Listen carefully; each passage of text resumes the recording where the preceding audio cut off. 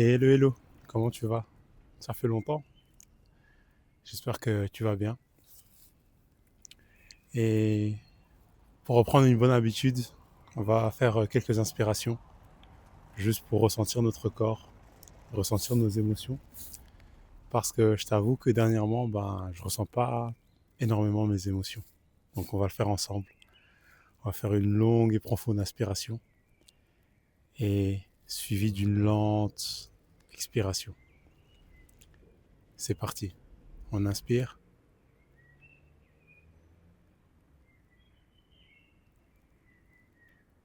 et on expire.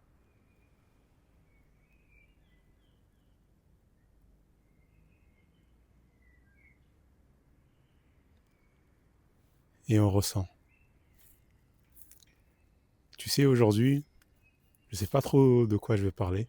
Je vais juste laisser mes émotions et mes pensées vagabonder et on verra où ça nous mènera. Tu sais, en ce moment, je pense que je suis en train de vivre la nuit noire de l'âme. C'est une période qui suit l'éveil spirituel, ou du moins je pense, si du moins je vis un éveil spirituel. Si ça se trouve, je vis juste une phase de psychose et je suis en train de devenir fou, quelque part. Et pourquoi je te parle de ça? C'est parce que, étant plus jeune, je pensais pas que je vivrais jusqu'à 25 ans. Je me souviens le jour où j'ai eu 25 ans, j'ai limite fait une fête dans ma tête, dans mon esprit, parce que je me disais, waouh, quart de siècle. Et ensuite, à mes 30 ans, c'était un autre rêve que j'avais. C'était de me dire, est-ce que je vivrai jusqu'à 30 ans? Aujourd'hui, j'en ai 33. Et pendant toutes ces phases où je me posais des questions, il y a comme une certaine tristesse qui m'a toujours habité. Certaines personnes appelleront ça la dépression, appelleront ça une forme de tristesse, ou peu importe les mots qu'on met derrière, un certain désamour de l'existence, où je me suis toujours senti comme si je n'étais pas à ma place. Sauf que je n'ai jamais su d'où me venait ce sentiment. Et pour ne pas être à sa place, il faut savoir où est sa place. Et cet endroit en question, je ne l'ai jamais connu. Donc c'était un sentiment très étrange. Et donc pendant très longtemps, j'ai cherché cet endroit. Et je ne pensais pas qu'il y avait plus bas que cet état-là. C'est-à-dire un sentiment de désespoir, sans en connaître la raison, sans en connaître l'origine. Et, et donc j'avais toujours cru qu'il y avait quelque part le bonheur, et à l'opposé, il y avait ce sentiment de tristesse, ce sentiment où je me sentais désespéré. Et puis dernièrement, j'ai découvert un sentiment quelque part tout neuf, qui était encore plus profond et plus pas sombre, parce que c'est un sentiment totalement différent. C'est quelque part une forme, pas d'indifférence, mais c'est un sentiment qui s'en approche. C'est-à-dire que là, il est 3 heures du matin. Je suis en train de marcher au milieu de la ville. Il n'y a pas une âme qui bouge. Tout le monde est en train de dormir. Et plutôt sur mon chemin, j'ai croisé un homme qui était dans la rue, qui était assis en train de pleurer. C'était une scène très très étrange, mais je te la raconte comme elle s'est déroulée. Un homme était assis au milieu de la rue, en train de pleurer le fin fond de ses tripes, en train de crier s'il vous plaît, aidez-moi. Et je suis passé en essayant de m'approcher pour voir qu'est-ce qu'il en était, étant donné que cet homme était en train de crier, demander de l'aide. Et en m'approchant, je me suis rendu compte qu'il ne s'était pas rendu compte de ma présence. Et je pense que c'était une personne qui avait perdu l'esprit, qui avait perdu la tête. Et c'est un peu tout le paradoxe, quelque part, de ma situation. c'est que je me rends compte que je ne suis pas à plaindre. Je me rends compte que j'ai un toit, je mange à ma faim, j'ai quelque part tout ce que beaucoup de gens prient pour avoir. Comme on dit, je suis un bien loti. Et ça me fait penser à une idée, c'est que globalement, vivant en Belgique, ayant un toit, ayant un travail, ayant certains revenus, je fais partie du 1% mondial. C'est-à-dire que, je ne connais pas les statistiques, mais quelque part dans le 9% du reste du monde a un niveau de vie en dessous du mien.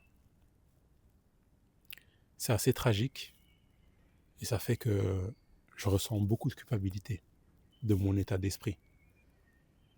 Parce que je ne peux pas l'expliquer, je me sens chanceux et désespéré à la fois. C'est-à-dire que je me sens chanceux parce que je ressens énormément de gratitude pour la vie que j'ai, pour tout ce que j'ai vécu en fait. Parce que j'ai toujours eu et j'ai toujours reçu de l'existence tout ce que j'ai demandé. Parfois des idées plus folles que d'autres, et pourtant j'ai toujours reçu. Et comme je disais plus tôt, j'ai jamais su vraiment où était ma place, et j'ai toujours cherché, j'ai toujours vagabondé, et j'ai toujours été chanceux. La vie m'a offert un esprit, m'a offert un côté débrouillard, et aujourd'hui la question que je me pose c'est où est-ce qu'elle me guide? Parce qu'il y a le côté chanceux, et il y a le côté cette indifférence dont je parlais plus tôt. C'est-à-dire que actuellement, je ne suis pas triste, je ne sais juste pas où je vais. Je suis dans un monde qui, selon moi, perd la tête, alors que ça dépend des jours en fait. Pour être honnête, ça dépend des jours. Des fois, je me dis que c'est le monde qui perd la tête, et d'autres moments, je me dis que c'est moi. Et chaque jour, je fais de mon mieux pour vivre un jour à la fois, parce que si je me projette plus loin que ça, c'est pas une forme de désespoir, mais c'est même plus profond que ça, le sentiment qui va m'envahir. Comme je te disais, je fais partie du 1%. Je me sens coupable que de ne pas chérir ce que l'existence m'a donné. Et en même temps, je me sens tellement, mais tellement malheureux de ne pas être à ma place. De ne pas être à ma place, que de me dire que j'ai tout ce que j'ai toujours demandé à l'existence, et pourtant je ne suis pas heureux. Je ne suis pas heureux parce que je me rends compte, peut-être par un excès de lucidité, peut-être un excès de stupidité. Selon les moments, je varie de l'un à l'autre, de me dire que je vis dans un monde où des gens se font bombarder, des gens se font assassiner, des gens se font mutiler, des gens meurent de faim. Et moi, je suis là, ingrat, à me plaindre de mon confort. Et surtout, l'une des questions que je me pose le plus souvent, c'est de me demander, je ne suis pas le premier à me retrouver dans cette telle situation, et je ne serai pas le dernier. C'est comme un cycle sans fin. En tant qu'être humain, j'aurai des enfants, j'ose espérer qu'ils auront des enfants, et ainsi de suite, et ainsi de suite. Et à chaque génération, la question se pose de nouveau. Que vas-tu faire de ta vie? Que vas-tu faire du cadeau qui t'a été offert? Cela est parfois un cadeau. Parfois, c'est vu comme un poids, comme une forme de malédiction. Et toute ma vie, je l'ai vu comme une malédiction. Le poids de l'existence, le poids du temps, le poids de donner sens à chacun des pas qu'on pose et qu'on fait sur cette terre. Aujourd'hui, je suis indifférent et j'ose espérer qu'un jour, je serai reconnaissant de chaque pas que je poserai sur cette terre, car j'aurai trouvé ma place et que mon cœur aura su résonner avec chaque instant. Malgré mon indifférence, je ressens une joie, je ressens un amour, et à certains moments, je ressens une paix que je ne pourrais jamais expliquer avec des mots.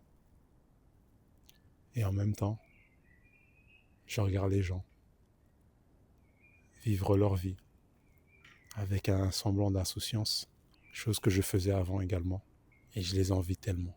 Tu sais, cette année, je passerai sûrement les fêtes de fin d'année seul, loin de tout le monde, pas nécessairement par choix, mais c'est le chemin que la vie m'a posé. Voilà, ça sera tout pour aujourd'hui. J'appellerai sûrement cette vidéo état d'âme numéro 3. Il y avait l'état d'âme numéro 1 que j'ai posté, l'état d'âme numéro 2 que je n'ai jamais posté, et malgré tout, qui sait un jour je le ferai. Donc voici l'état d'âme numéro 3. J'ai laissé vaguer mon esprit selon le flux de mes pensées. Si tu as regardé jusqu'ici, ben, merci à toi. Et à une prochaine fois. Je t'embrasse et à la prochaine.